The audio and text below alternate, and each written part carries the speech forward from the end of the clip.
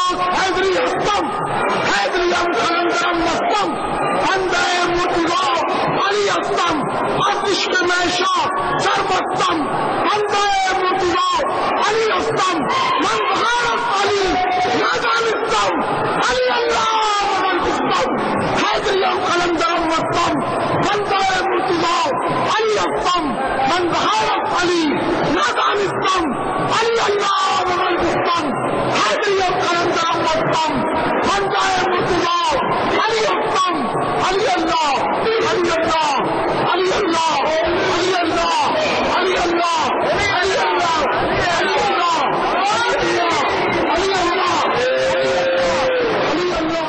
انا للہ و انا الیہ راجعون. نماز اسلام سے لینے والوں، طلاق اسلام سے لینے والوں، نکاح کے طریقے اسلام سے لینے والوں، اگر اسلام سے رب کی توحید نہ لی، رب محمد کی قسم سارے عمل برباد ہو جائے. مسلمانوں میں ہندوؤں کی رسمیں، مسلمانوں میں ہندوؤں کے عقیدے، مسلمانوں میں ہندوؤں کے اعمال ایسے داخل ہو گئے کہ فرق ہی نہیں لگتا یہ اللہ بخش ہے یا رام چندر ہے. عقیدے بھی ان کے، عمل بھی ان کے، کردار بھی ان کا، اور مسلمان نام کا مسلمان رہ گیا. فاضل علوی ایک ذاکر ہے، وہ کہتا ہے کسی نے پوچھا علی رضی اللہ عنہ وارضا آپ کو یہ مقام کیسے ملا؟ تو اللہ کی زمین کے کنٹرولر اعظم نے مسکرا کر کہا میں کائنات کا رب ہوں، میں رب الارباب ہوں، میں کائنات کا رب ہوں. اس نے کہا وہ بھی رب ہے آپ بھی رب ہو، فرق کیا ہے؟ تو کہا فرق یہ ہے وہ رب ہے جس نے ہمیں پیدا کیا، میں وہ رب ہوں جس نے تمہیں پیدا کیا. سرکار دا دیوانہ مستانہ آیا دیکھ کے آگدہ یا علی تھوڑا کائنات اچ مقام کیا ہے؟ کعبے دا کعبہ، حسنین دا بابا، دین دلاج گناہگاراں دی کاج، محمد دے دین دا جج، اللہ دی دھرتی دا کنٹرولر اعظم. علی مولا مسکرا کے فرمیندے ملنگ اور میری محبت رکھن والا میں کائنات دا رب ہاں. ہوں کئی بندیاں دے چہرے میں دیکھنا، لیکن انہوں دے چہرے ذرا یعنی ہوئے جڑے قرآن نہیں پڑھے.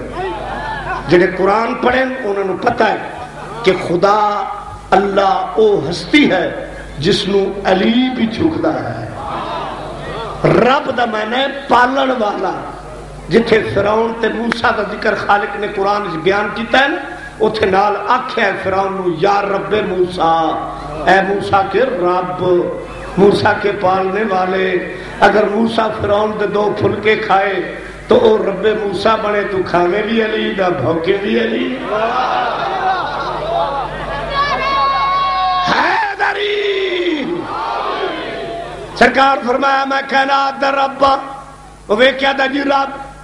علی مولا مسکرا کے فرمیندے جھلیا میں رب الارباب ہاں، میں رباں دا ہی رب ہاں.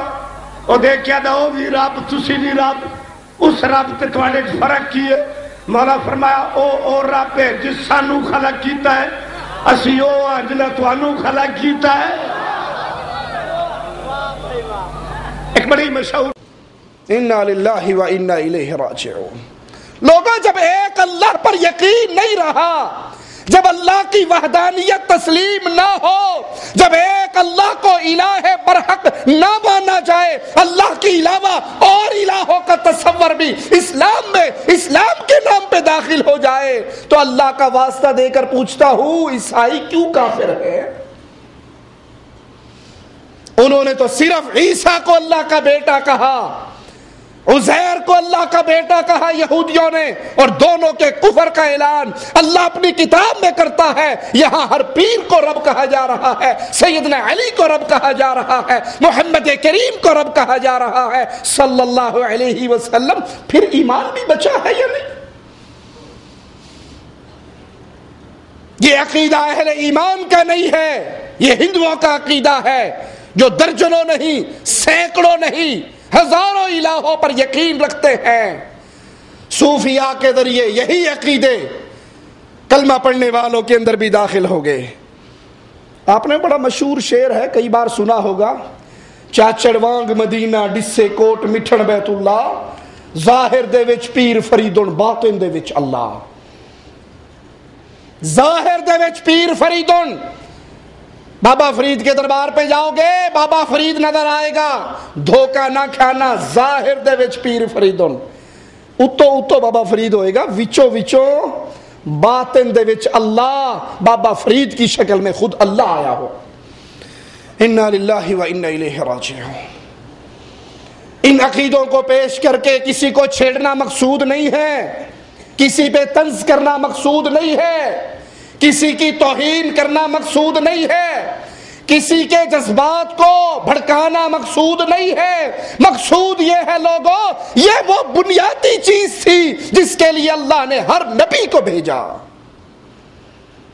یہ وہ چیز تھی جس کی دعوت دیتے ہوئے کبھی تو مصطفیٰ کا ماتھا پھٹ رہا تھا، کبھی آقا کے دندان شہید ہو رہے تھے، کبھی پیارے حبیب کی گھر بیٹھی پیاری بیٹیوں کو طلاق مل رہی تھی، کبھی مصطفیٰ کو غار میں پناہ لینی پڑ رہی تھی، ہجرت کے سفر کرنے پڑ رہے تھے، بدر کے مارکے لڑنے پڑ رہے تھے، احد کے مارکے تھے، خندق کے مارکے تھے، اس توحید کے لیے یہ سارا کچھ تھا۔ اور آج مسلمانوں کے پلے میں توحید نہ رہے، اغیار قوموں سے، کفار قوموں سے متاثر ہو کر ان کے عقیدے اپنے اندر داخل کر لے، کہاں کے مسلمان رہیں گے؟ یاد کر لیجئے، اور ہمارا زیادہ زور اللہ کی توحید پہ کیوں ہوتا ہے؟ اگر بندہ مشرک نہ ہوا، گناہگار ہوا، رب محمد کی قسم جنت میں ضرور جائے گا۔